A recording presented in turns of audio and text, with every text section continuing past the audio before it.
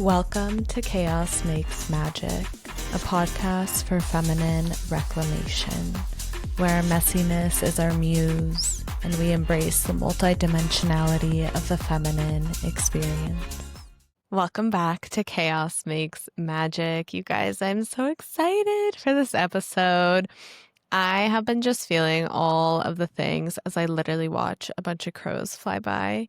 All of the things around the dark feminine as we descend into the darker months up in the northern hemisphere. And with spooky season and Samhain, it just felt very appropriate to talk about one of my favorite goddesses to work with, Persephone. So back to Samhain. Samhain falls around November 1st, and this is a time of the year that marks the end of harvest and the beginning of winter, time to honor that descent into the darkness, and a really beautiful time to connect with our ancestors and honor them as well. It is when the veil is known to be the most thin. So in this episode, I really wanted to talk about Persephone, my own experience of working with her energy, and also go into her story. And I've always felt very activated by the energy of goddesses and just felt this really deep, intimate connection with Persephone, and honestly kind of had my own initiation process with her energy, which we'll get into. And it's really helped me to understand my multidimensionality, and it's really helped me to just learn more about my inner landscape. I think that that is such a beautiful way to work with the energy of goddesses, is to really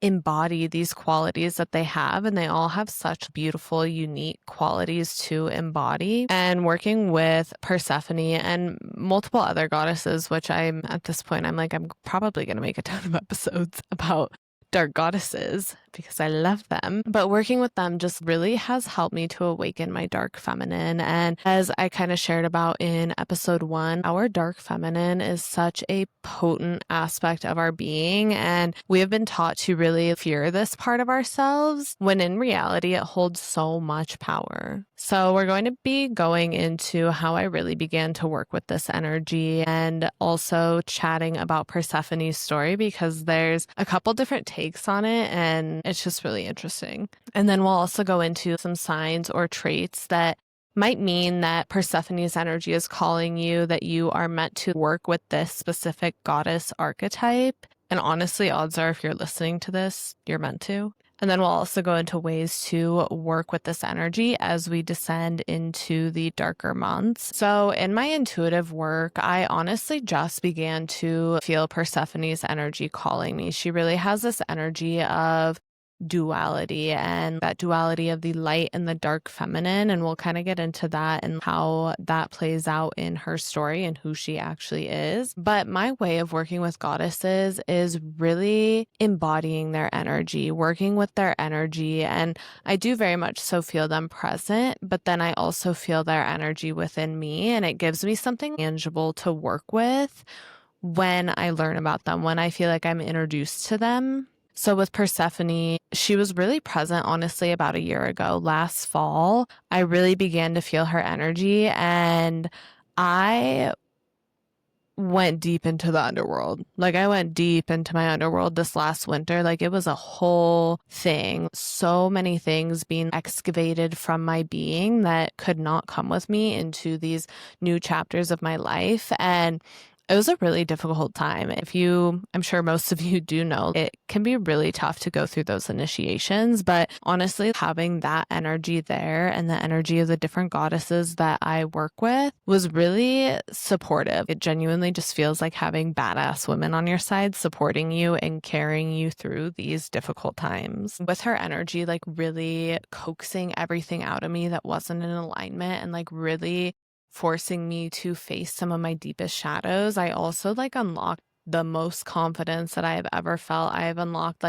badass energies within me, and I really began to see my vision and my purpose unfold once I came out of that shell in the springtime. I basically saw everything that was no longer aligned and what needed to go in order for me to step more into my power and be more empowered on my path forward. So who is Persephone? If you have heard of her story, so of course there are different stories, and her story has been told in a way that honestly diminishes her power and authority. And it really frames her as being taken into the underworld and abducted into the underworld against her will, when in reality, it was really her initiation into her darkness, into her sovereignty, and into her power. So Persephone was the daughter of Demeter, and Persephone herself was known as the Maiden of Springtime, bringing renewal wherever she went. And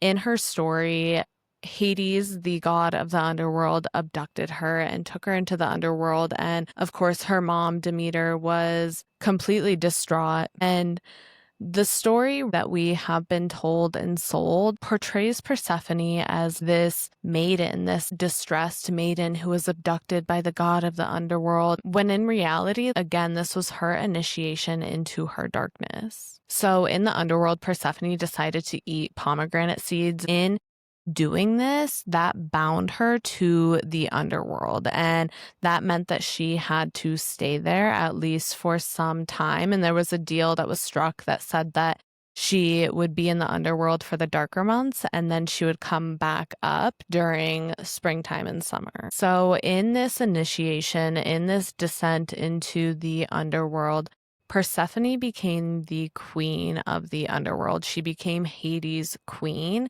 And this was really her initiation from that maiden energy into that queen energy. So Persephone really became a goddess of both worlds. And that is why she holds so much duality, because she really does embody that dark, divine, feminine, that raw power and that sovereignty.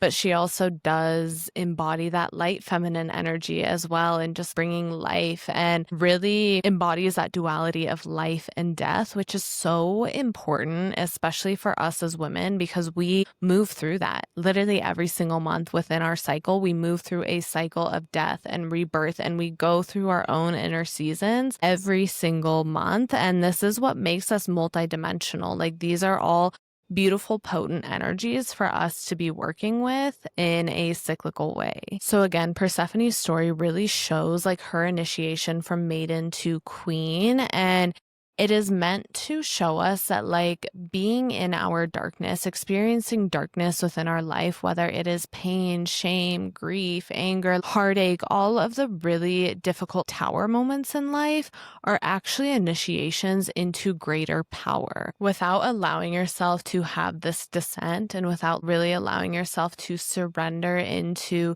the darkness and the depths of your being, you're never going to step out of the maiden energy and into the queen energy. And that's not to say that there's anything wrong with maiden energy. It is beautiful and it has its purpose. But sometimes we can get stuck in that and end up being in a disempowered maiden energy where we're not taking action on the things that we want to. We're not pursuing our dreams. We're scared to be seen. We're scared to have boundaries. And we're in that distressed energy of like, it's like the damsel in distress, where we are expecting other people to take care of us and we're not actually stepping into our power and leading from that. Her story is really a transformation from girlhood into womanhood. And this is something that is so lost in society today. We don't have those initiations. We don't have those journeys within our communities. And so sometimes it can be really difficult. And I think that this is something that has been so powerful for me, because I have been stuck in that energy where I'm like, okay, other people should be taking care of me. I need somebody else to take care of me. And this has honestly been something that was really present in my relationship. Even once I started to really work with this energy, I really began to step into my power. It's like the cherry on top in the relationship. It's like, yes, you can have somebody who's there to love you and just give you what you need, but not in a way of you not giving yourself what you need and you not standing in your power. This also very much so represents shamanic initiations, and very, very representative of shamanic womb journeys and moving through that cycle of the womb and death and rebirth. And it's just so juicy and like so feminine coded. And again, it really ties back to the menstrual cycle as well. And this Persephone is really an energy that I love to work with in my menstrual cycle. And it feels just very embodied because, again, she does hold that duality. She holds the dark feminine and the light feminine. And as I talked about in episode 1, if you haven't watched it, go check back. But the follicular and ovulatory phases of our cycle are very representative of the light feminine, of that feminine being that is very much so accepted by society. And then the luteal and menstrual phases are very representative of the dark feminine and the aspects of the feminine that aren't as accepted by society. And so that's why with Persephone's story, like, we have the story of her being in this maiden energy, and the maiden is the archetype for the follicular phase as well. And so we have her as the maiden, this like very, very socially accepted archetype. And then it is framed that she is abducted and taken against her will and has to stay in the underworld against her will. But when in reality, it's her just finding her darkness, finding her power, and finding her sovereignty, and she becomes a queen. So the Persephone woman archetype, and I guess ways to know if her energy is calling you, if you are kind of on this path of the Persephone woman, there's a lot. So one of the biggest things is that you feel very connected to both the light and the dark, and you really embrace your innocence, but embrace your shadow as well. And even if you are somebody who, like, you feel really connected to the light feminine, you feel connected to that maiden and mother energy, that innocence and nurturing and love and just like being there for people, but you know that there's more. You know that there's this edge that you have to cross over. You're most likely being asked to work with this energy to explore the darker pieces of your being. And again, this is really like the multidimensional aspect of the feminine, because we need that duality. We need that contrast, and all aspects are important. And honestly, in order for people to receive that light, feminine, nurturing energy from you, they also need to know that you come with a little bit of spice and dark feminine as well. You might be somebody who really moves between worlds as well. You just find yourself, and again, this could really go with your cycle, but you just find yourself really moving between worlds and embodying that light feminine and then embodying that dark feminine, and just having that urge to explore it all, and having that urge to explore your shadow as well. If you feel called to shadow work, that truly is the dark feminine, the dark goddess calling you to go within and have that initiation. You could feel a really deep pull to dive into that dark feminine aspect of your being, to uphold more boundaries in your life, to explore your sexuality, reclaim your pleasure and your power. And again, these are all things that have not been widely accepted by society for women. And when you feel that pull to go into it, and it might not even be a pull to go into it, it might be, you might be forced to. There might be things that show up in your life that honestly force you to work through these things. For example, there's a lot of examples I could give, but with sexuality and pleasure, my endometriosis journey was a whole journey. It still is something that I am moving through. And on that journey, I was truly taken into the depths of my being in so many ways. And one of the biggest things that I have had to move through and work through, and that I've been initiated on, is my sexuality and my pleasure, and just how I view that. And it hasn't been easy. It has been a very tumultuous and trying journey. And again, it was something where like I didn't just wake up one day and I was like, I like really want to dig into these things. It was literally me being thrown into the fires and having to embrace that and having to surrender to that. Another big one is that you are an alchemist. So if you really feel and resonate with being an alchemist, if you feel like you are somebody who truly turns their pain into power, or you feel called to do that. And again, this is something where in order to be an alchemist, you have to be willing to sit with the pain. You have to be willing to witness the pain. But if you feel called to that, or that is something that you do and you embody, then you are definitely in this Persephone woman archetype. And we as women, honestly, are naturally alchemists. Like naturally, we are always alchemizing and transmuting energy because we are cyclical beings and because we energetically move through that death and rebirth portal every single month. Another really big one. I love this one so much, you guys. But if you feel like your relationships are portals, if you feel like your relationships are mirrors, you are definitely being guided by Persephone. This is such a juicy topic, and I cannot wait to dive into this more in depth. But if you, especially romantic relationships, if you get into romantic relationships and they feel like portals and mirrors, if they reflect everything back to you that is going on internally, you are meant to sit with that. You are meant to work through that. And that's another thing too. Last winter in my own journey with Persephone and really being initiated in this way, that was something that I was moving through a lot, like a lot. And I still do too. But there was a lot within my relationship that was coming up that I continued to sit with and witness. And I was like, okay, this is literally a mirror, a big fat mirror being reflected back at me. Persephone's relationship with Hades really unlocked a lot within her. It was something that really uncovered her power. And that's the thing too, with my relationship, there was so much that I was going through that felt difficult, but there's also so much where my partner has truly unlocked my power in that way. And that's how us who are guided by Persephone and who are working with this energy, it really does unlock something within us in our relationships. And when we experience that with certain people in our lives, and your relationships could honestly be revealing everything that you've been shoving down. And this work with Persephone really is meant to initiate you into your darkness. And in doing that, you have to acknowledge and work with your shadows and all of the things that you are shoving down. And she will truly help you to excavate that and coax that out of your being so that you can step into more power. Because in order to step into your power and your queen era and your sovereignty, you have to get all of that out of your being. Otherwise, there's no room for it. My scarf was doing some funky, funky stuff. And the last one that we are going to talk about is if you are drawn to spooky, darker, taboo things, which odds are, again, if you're listening to this, you most likely are. So welcome. But Persephone has a lot to do, again, with that initiation into darkness and into the underworld, but also with death and really holding that duality between life and death and seeing that they are completely inseparable. And so if you feel really called to that, if you just feel like you are somebody who really moves through a lot of that, a lot of these death and rebirth portals, honestly, all the time, this is something that is so insanely present in my life. And it's just a constant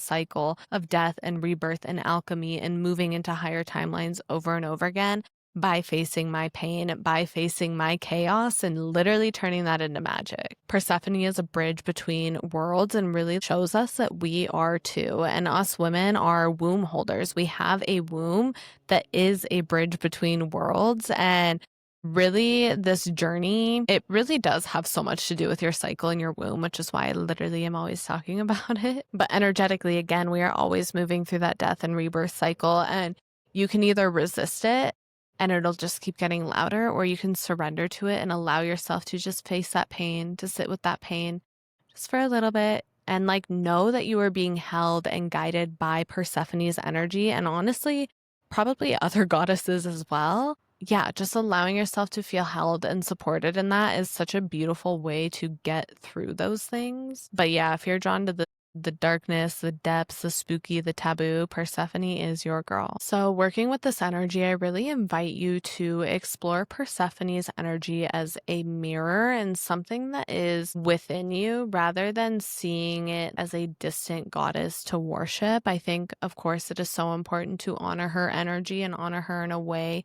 that feels good and true to you. But really, my favorite way to work with goddesses and their energy is to just embody that energy, to feel that energy within me and allow it to be a way for me to explore my inner landscape. So really just sit with that. And especially as we're descending into the darker months, really be very aware of how this energy is showing up for you in your everyday life and really give yourself the space to sit with it. Of course, we are moving into a slower time of the year, a more reflective time of the year. So it's a really beautiful time to sit with this energy. And if you're like me and Persephone calls you into your underworld this winter, best of luck, but know that I am here to support you, literally always. And you can do a lot to work with this energy. I mean, of course, you can meditate and connect with her in that way if that feels aligned, or even creating an altar with things that represent that duality. So you could do a white candle and a black candle. Pomegranate seeds are always beautiful and very symbolic of Persephone. Even flower and a bone or a skull to kind of represent life and death as well. And just work with that over the coming months. Another huge piece too is just journaling and reflecting on your shadows, doing some deep shadow work, thinking about where you want to go, really envisioning yourself in that queen archetype. What does this queen badass version of you look like? How does she feel? What does her life look like? And then asking Persephone to work with you to remove literally anything and everything that needs to go so that you can step into that energy. Really digging deep into where you are scared of being seen, where you're holding yourself back, where you're not upholding boundaries, where you're not allowing yourself to shine in your power. And once you begin to put that out there and just work with that energy, once you begin to journal on it, meditate on it, move on it, it starts to move out of your being. And the thing is, it's not always going to be easy. It will not always be easy. And these initiations, these tower moments, these descents into our darkness can feel scary and shaky at first. It can really feel like a lot. But once you start to do that, once you start to work with that energy, and once you see what comes from doing that, it's a lot of fun. Here I am saying that, and I'm probably going to go get my shit rocked this winter, but here for it. So as a reminder, our deepest descents, our deepest pain, our deepest heartache, our deepest grief, all of those are portals into transformation. They are portals into a higher timeline, and they are portals into our power. Without that, we truly cannot step into our power. We cannot step into the woman that we came here to become. And odds are, if you are listening to this, I know if you are listening to this, that you are somebody who has a big purpose, that you are meant to create such massive waves on this earth, such massive success and magic. And in order to do so, you need to descend into your darkness. But working with the energy of Persephone, working with the energy of dark goddesses, which again, I will do more on this. I'm excited to hear how this lands for you guys. But working with this energy is so huge and powerful and potent. And it's such a beautiful way to, again, feel supported in it and not feel like you're literally just going through a black hole. So I wish you the best as you journey and descend into the darkness, into the darker days, and into your own underworld. And I appreciate you guys so much. If you can share, subscribe, share your favorite parts from this episode. Let me know what resonated the most with you, and I'll see you next time.